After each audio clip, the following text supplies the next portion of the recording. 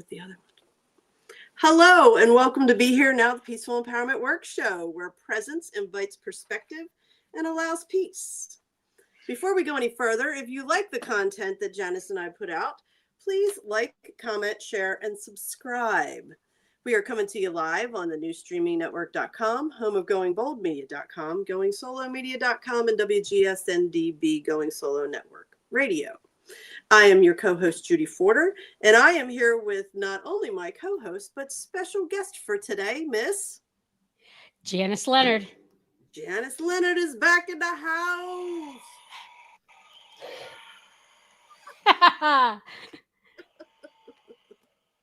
And today we're going to be talking about Janice learning that she is not alone. Before we get started, we are going to ask Janice to do as she always does, beautifully ring us in. Everybody take a deep breath in through your nose.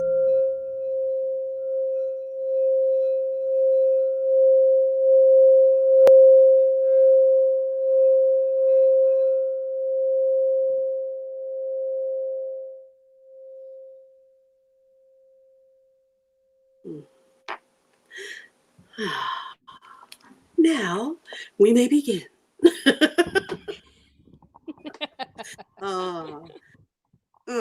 Okay, so we're going to go right into, we got some good news from the joy-filled Storytime desk of Janice. What video do you have for us this week? Oh, well, I've got a very special spot. I don't know if you know this, but this is my dog, Bo. Hi, Bo. And he's a Chihuahua. I've got two Chihuahuas with totally different personalities. And when I saw this video, I just had to share it. Go ahead, Silverio.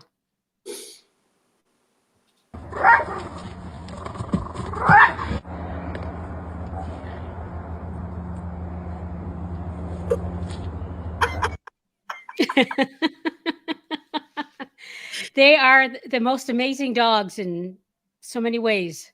I've got the terror dog who would bite everybody and barks at everybody and growls at everybody. Then I've got the love bug, but both of them would stand up to a moose. Yeah, the video for people. The video, it's a moose comes up in the front yard, and the Chihuahua, of course, is behind a fence. But that Chihuahua is like, "What are you doing in my yard?"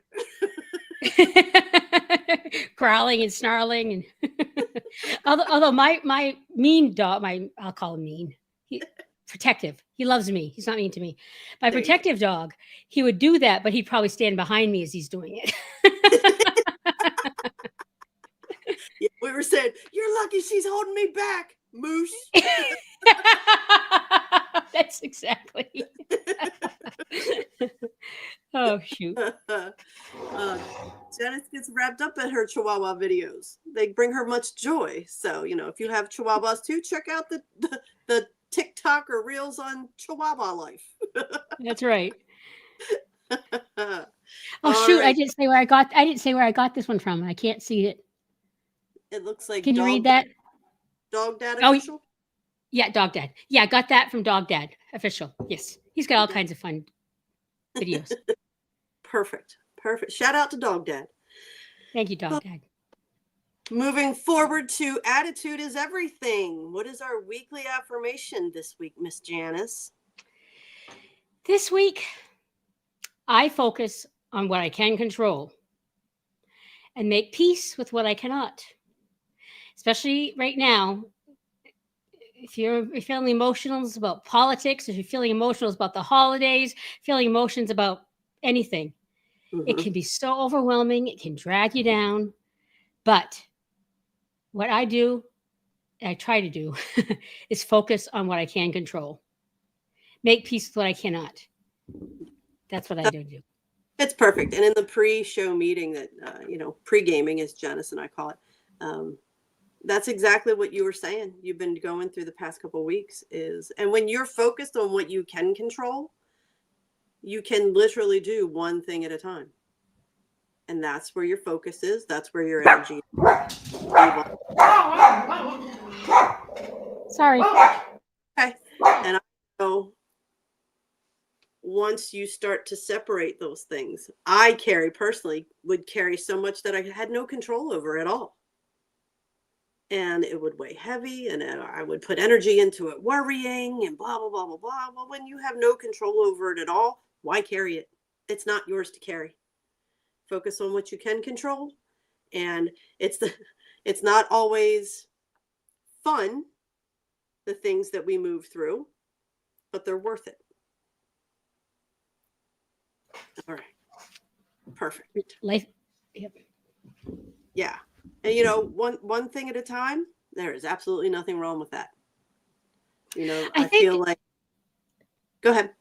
I think one of the things I've done just as a coping mechanism my whole life is I can't control this, I can't control that. Then I would obsess over what I could control, and that would be some of my racing thoughts. So you need to do that in a healthy way, as opposed to the racing thoughts on what I think I can control. And mm-hmm.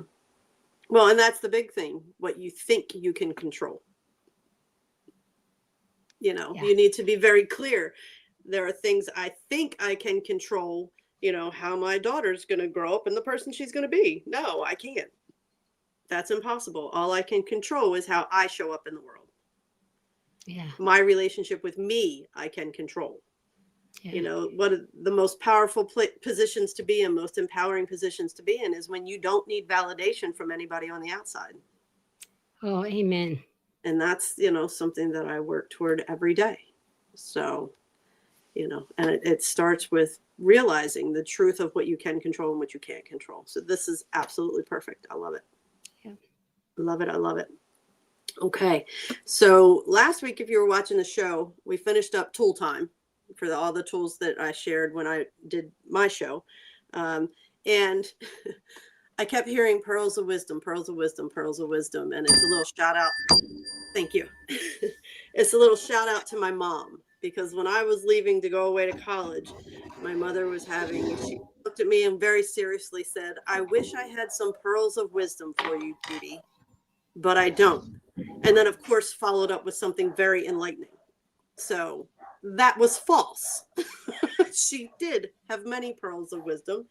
So I thought we'd start a new segment and call it Pearls of Wisdom. I'm seeing a lot of things on social media now it's very uplifting, very positive, encouraging people to focus on, again, what they can control, how they can infuse happiness into their lives, and all this kind of stuff. So along with today, I thought this was perfect. It's like nobody really talks about this, but once you start healing past traumas and your body comes out of fight or flight, because we've talked about everybody living in fight or flight mode and not even realizing it, your body will crave lots of rest and silence. Your body finally starts to feel safe in the peace and quiet, the calm. You're not lazy.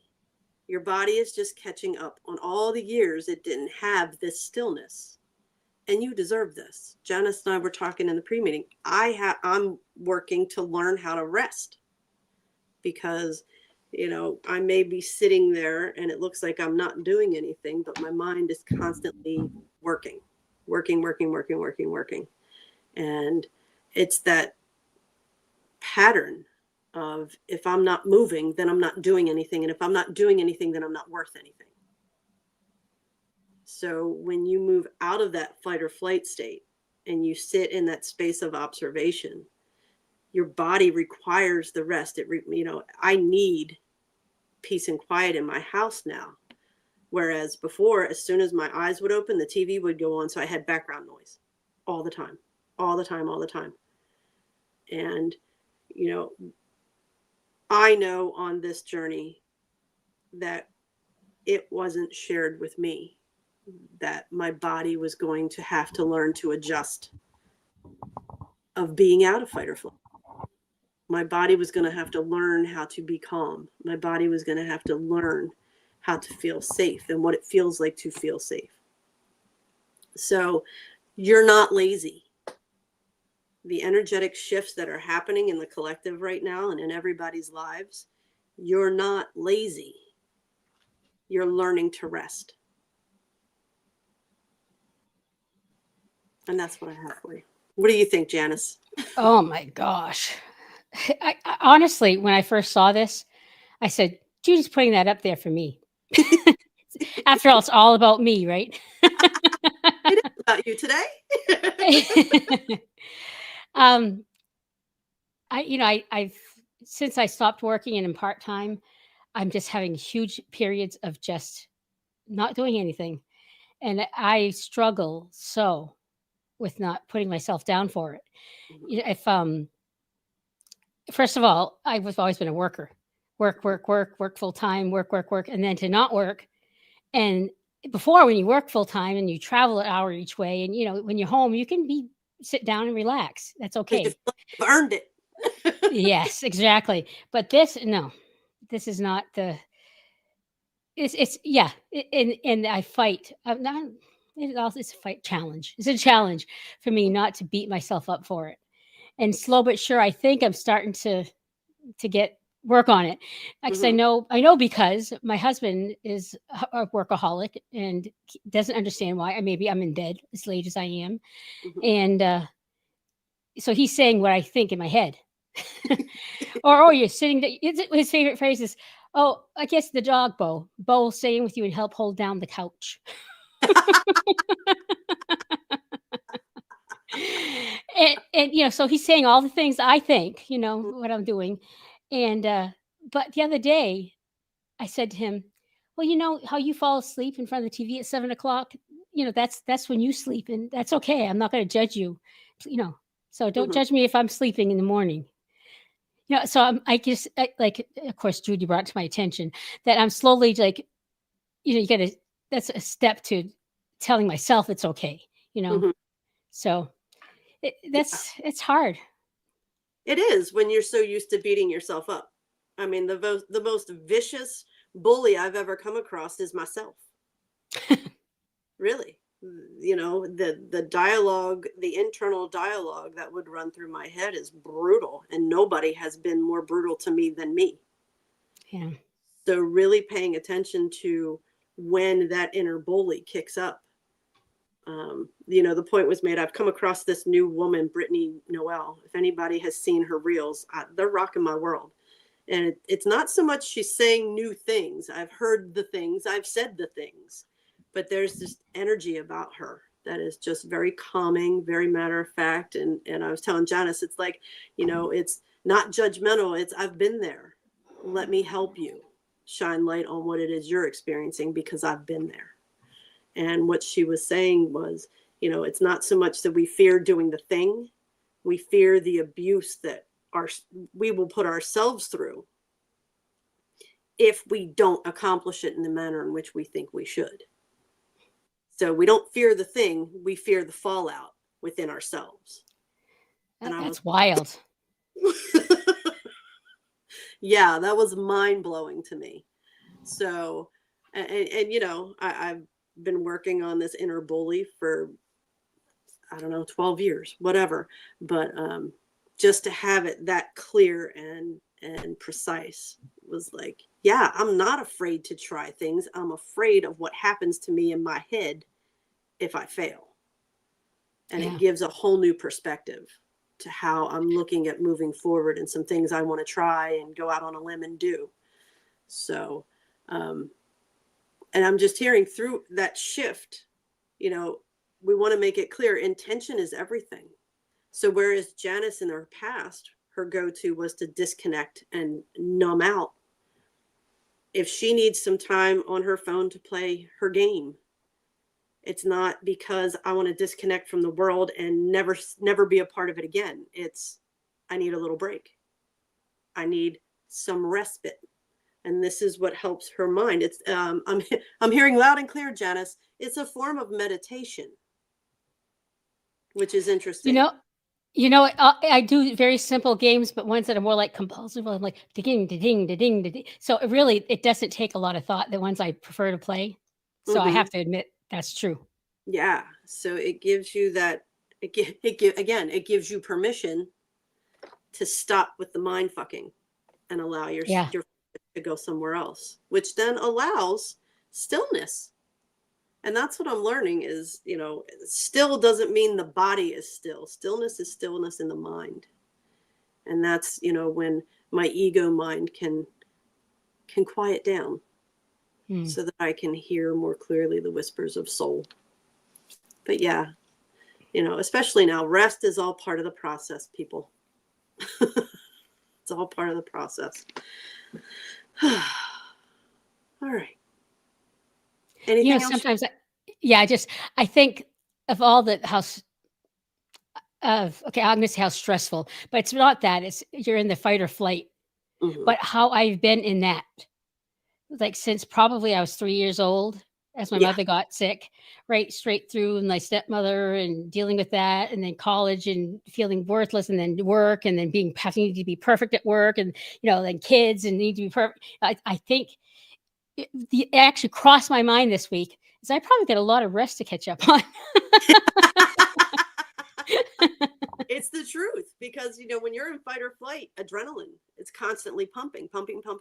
So when you move out of that, and the body can, it goes from like clenching to being able to exhale. It's like, holy moly, being like this was freaking exhausting. Yeah. And what I had to do is I took anxiety medication for like 20 years because I just was so stressed out. When I stopped working my career job and started working part-time, being at home, I weaned myself off everything. So it's like I'm also now, whatever effects that had on me, it's just interesting. It's all playing out. Yeah. All right. So now we shall move forward to Pathways of Peace.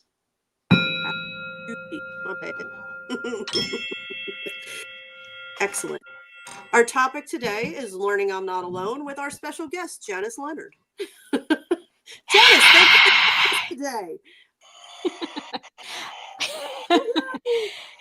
It's so good to be here. Thank you for inviting me. Janice has spent her career in the human services field. She has a bachelor's degree in communication theory and a master's degree in human service administration.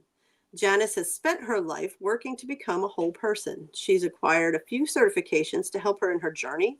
She's Reiki 1 attuned, sound therapy 1 as well as light work. She also is currently working towards becoming a certified life coach. You're much closer to that now than when you wrote the bio. Yes. Janice has has overcome a great deal in her life, which we're going to find out about.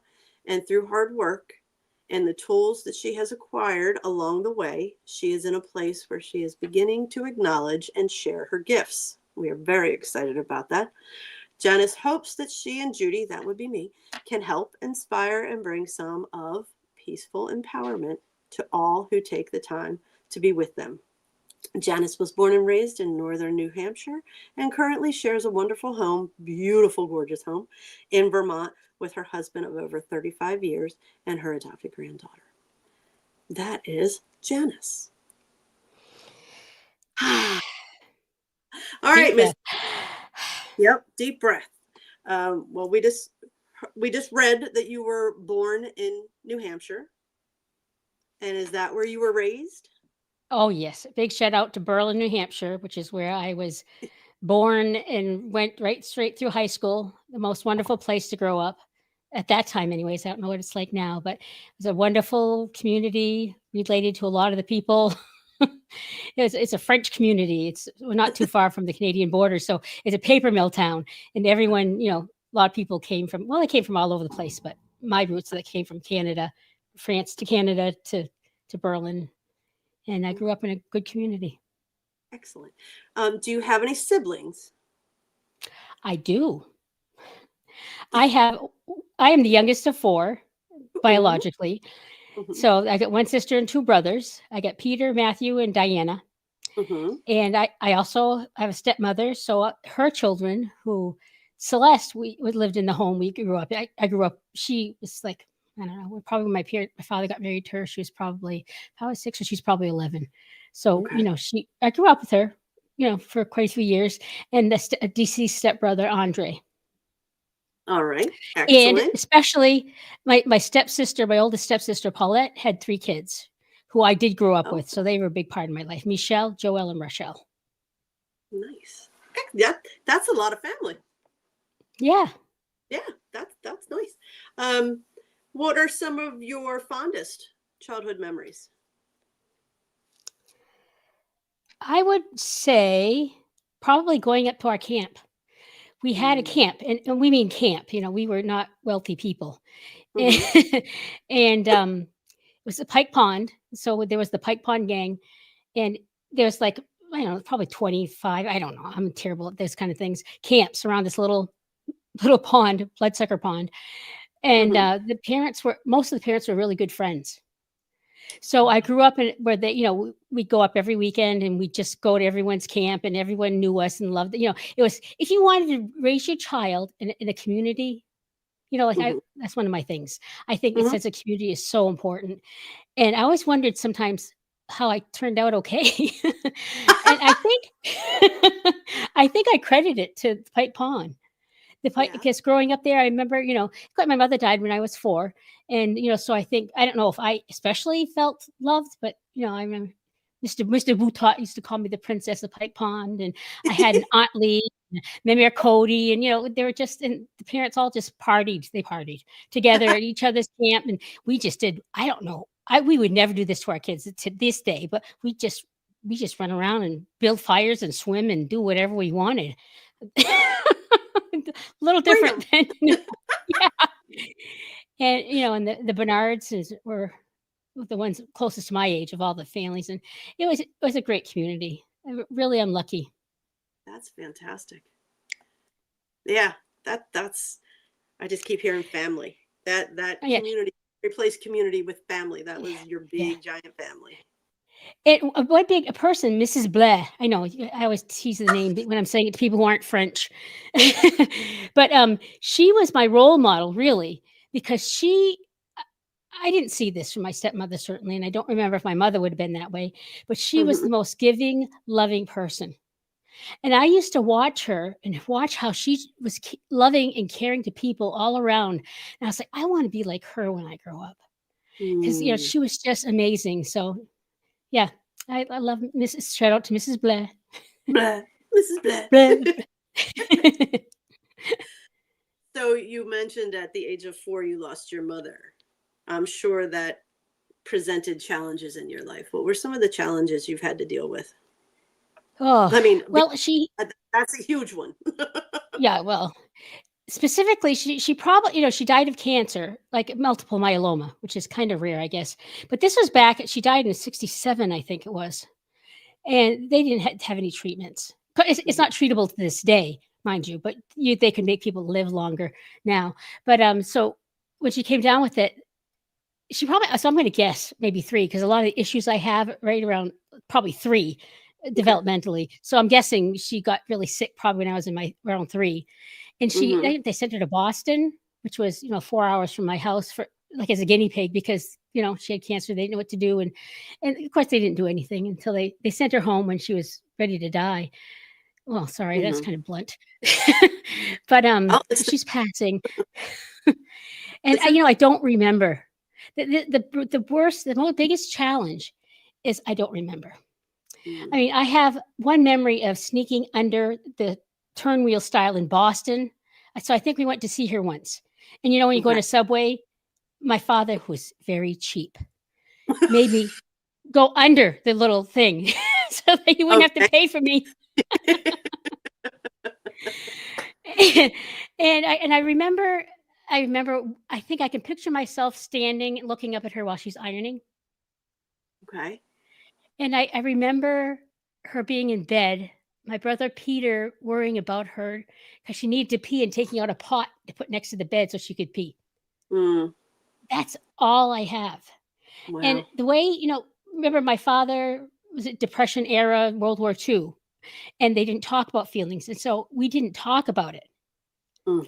And, we didn't talk about my mother. And my father got remarried not too long after that. And we pretended it's like she never existed. So my father wanted to pretend my stepmother was my mother. So Right. I was brought up that, not even remembering my mother. And I don't know if things could have been kept alive, any memories, if we had talked about it, but it's Right. a hole. And to this day, it's hard because I'm like, did my mother really love me? Because I don't feel that. And I really wish that I had that. Mm-hmm. Like, you remember your mother, you remember her love to you and her pearls of wisdom. I remember Mm-hmm. her worried about peeing in a pot once. That's like it. So Yeah. I think not having that sense of being loved, because Mm-hmm. I don't remember it. And I imagine when she was sick, they were like, stay away. Because just like, I bet you, I'm sure I didn't go to the funeral or anything, but I think that's probably how they dealt with it then.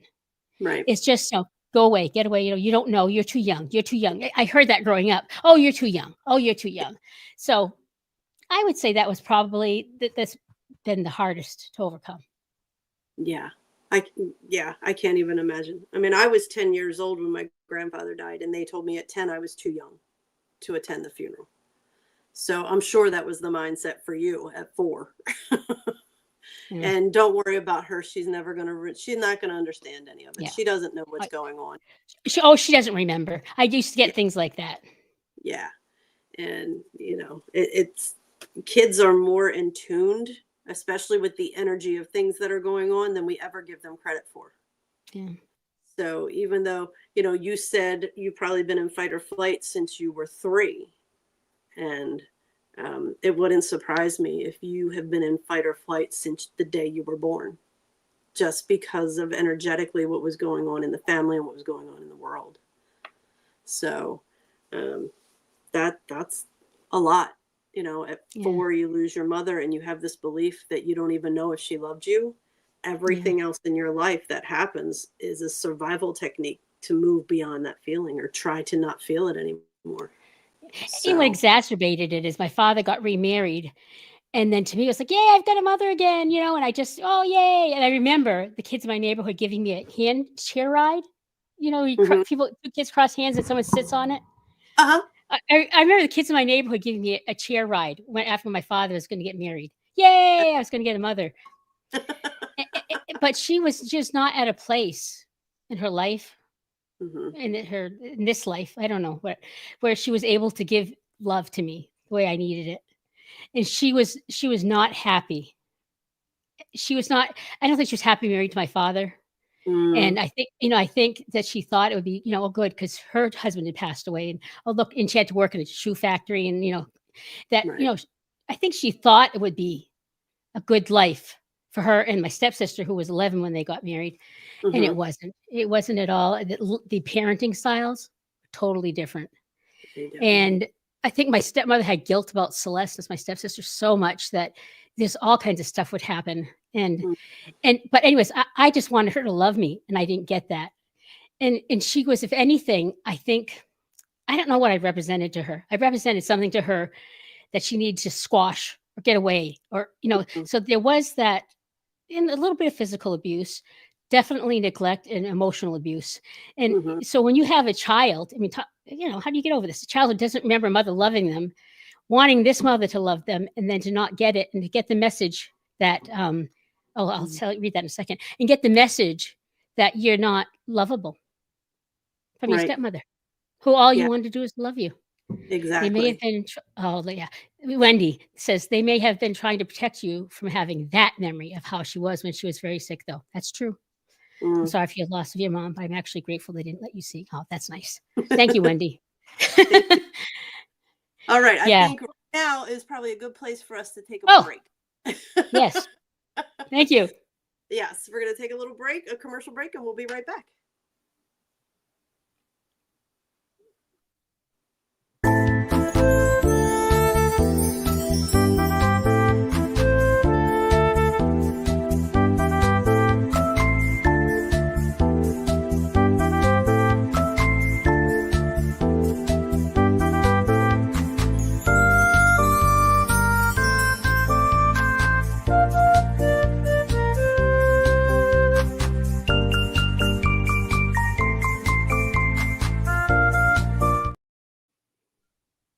And we're I back. Be I here was now. carried away, wasn't I? Sorry. That's all right. Everything is perfect the way it is. Oh, Uh, that's right. we are here with our special guest, Janice Leonard, and she's talking about learning that she's not alone. And we're talking about the loss of your mother and how that's impacted your life, and how your stepmother was incapable in her wounds of loving you the way that you desired, and how that impacted the rest of your life. So, when is the first time you remember feeling alone? Oh,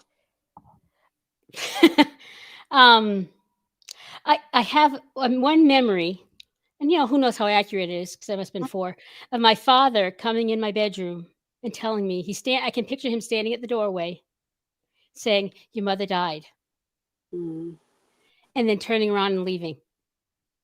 and that's it. That Wow. I don't know if that's how it happened.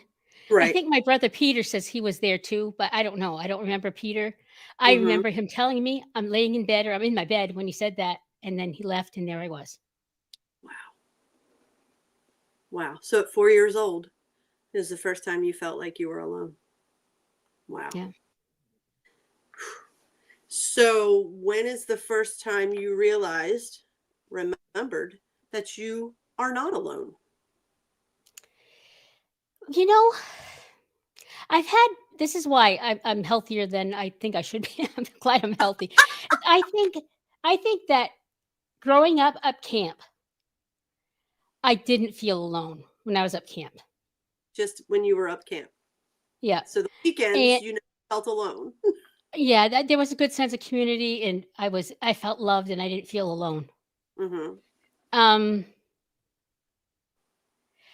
I think too in school, I was you ask anybody when I was growing up, oh, in my yearbook covered, you're always so happy, you're always so happy, you're always so happy, which is so funny because I was so not happy.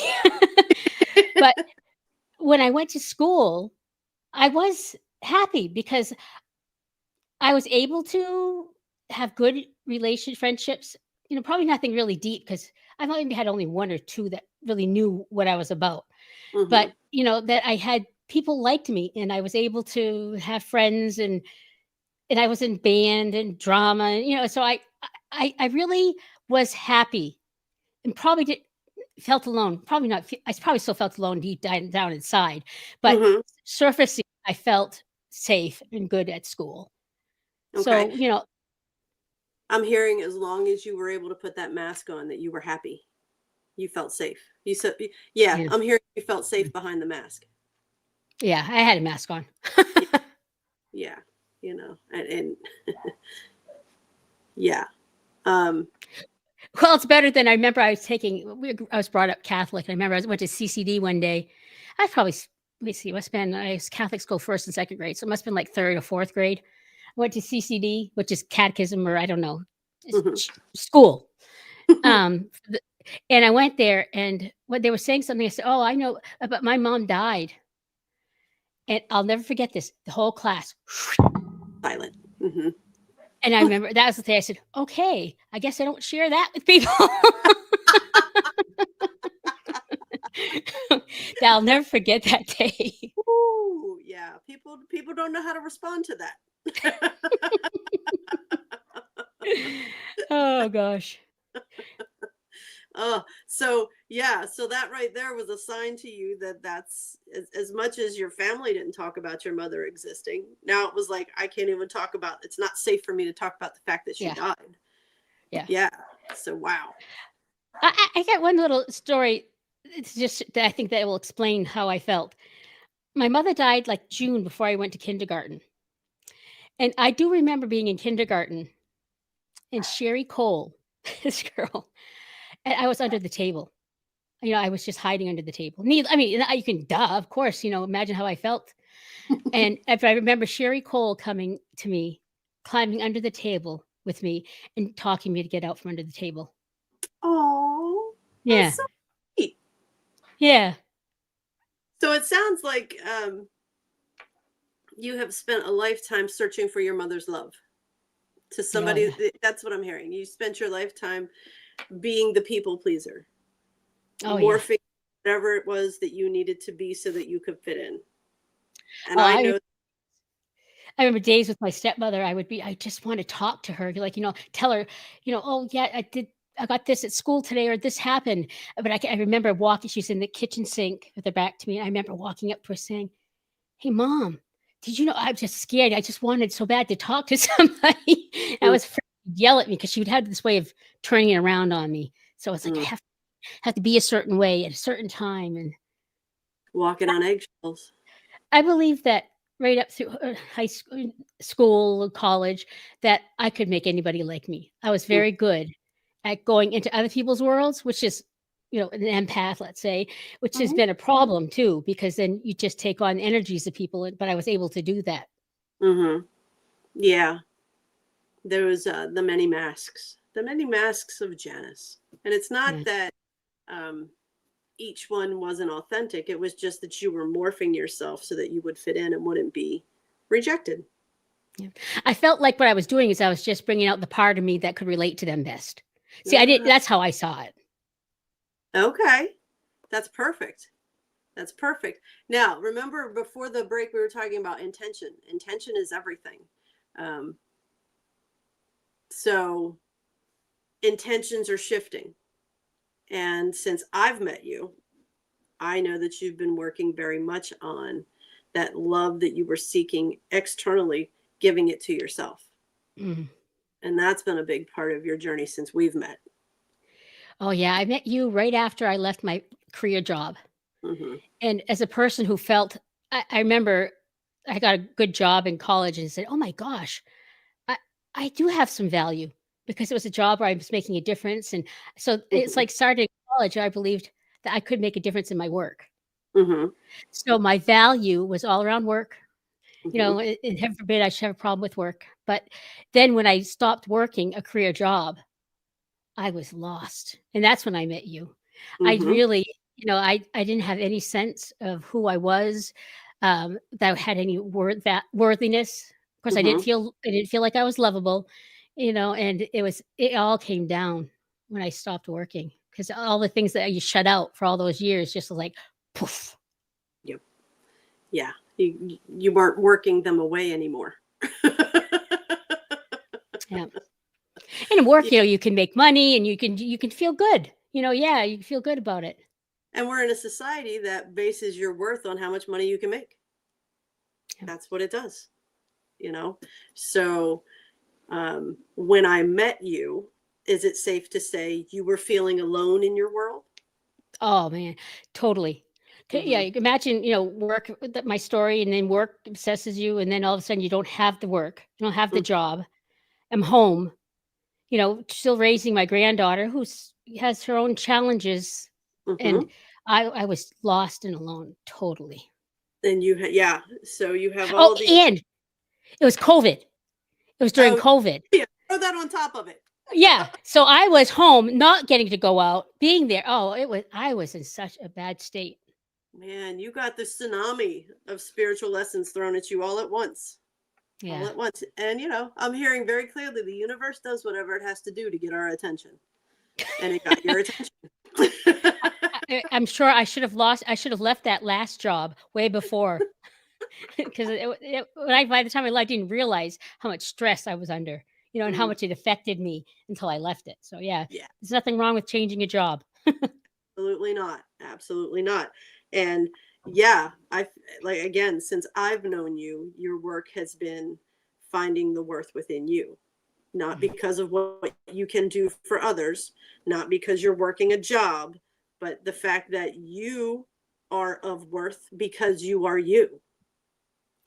What a concept. When you said that to me, like that was at the beginning when we were taking the wonderful you class, masterful you classes. I remember you said that to me and I was like, oh yeah, that's easy to say. I like had no, intellectually, oh yeah. But there was just like, I was so far from that. Yep. And and Janice and I were talking about this in the pregame. There's so much of the conceptuals. We got it here in the brain, but it hasn't dropped to the heart yet. And that's what this work is doing. It's doing it for me. It's doing it for Janice. It's taking those concepts that we've heard over and over and over again and dropping them into our heart and saying, yes, I am worthy just because I'm me. And what that ends up creating this peace concept that, that this was based on, is Mhm, all of a sudden you don't have that chaos inside of you, or that you don't have the bully so much, let's say, or you don't have the bully, you don't have the judgment, you don't have the fears, you don't have I mean, when you start to work on this stuff, that mhm. really you do get much more peaceful.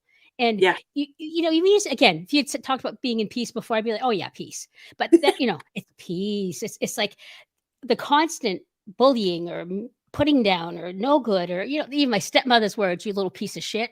And I Mhm, remember still always by saying, you little piece of shit, you're a little piece of shit. mhm.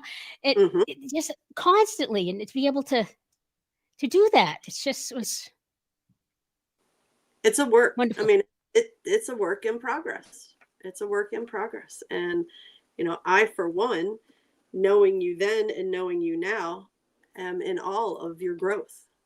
And, Laura, my sister, made a comment the other day because I pointed something out to her, and she was like, when you're in it, sometimes it's difficult to see how far you've come. And Yeah. that's where, you're not alone. You have people in your life that are bringing this to your awareness, helping you Mm. see how much you have changed, how much you have grown, how much emotional baggage you have been able to clear. Yeah. And that's why it's so important, your message that, you're not alone. There are people out there. And not only are there people in this physical world, but, you know, there's that whole, whatever you think, source, God, whatever you want to call it, universe. The universe is always conspiring for our highest and greatest good. What happens is we get in the way. And when we can fix, mend, heal that relationship we have with ourselves, and all those stages of our inner child, which is, it's what we're working on. You're working on Yeah. integrating all. I'm working on integrating all that. It truly does create this peacefulness within you, and there can be complete chaos going on in the outside world, and we're still at peace.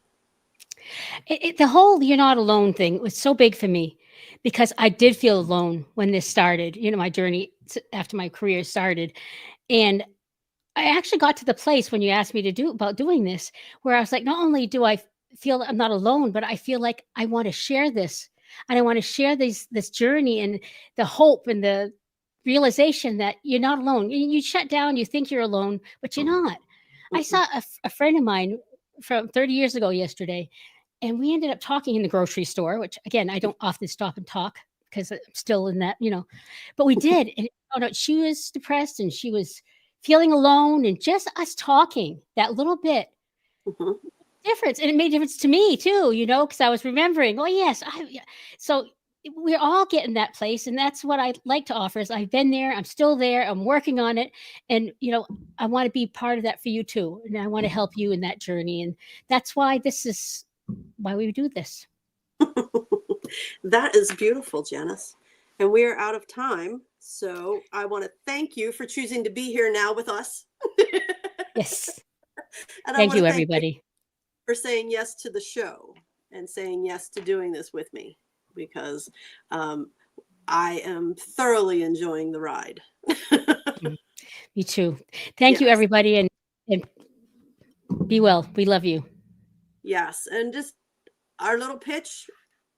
We are a 501c3. Go ahead. Yeah, we're a 501(c)(3), which means your donations are tax deductible. Check out our website, www.peacefulempowermentworks.org. Donate button on the top and on the bottom. Thank you. If you Yes. can. So, yes, thank everybody for choosing to be here now with us. Please always remember, You are not alone. and don't ever forget, you are awesome. Janice, thank you so much. Thank you. It's great to be here. And we'll see everybody next time. Bye-bye. Bye.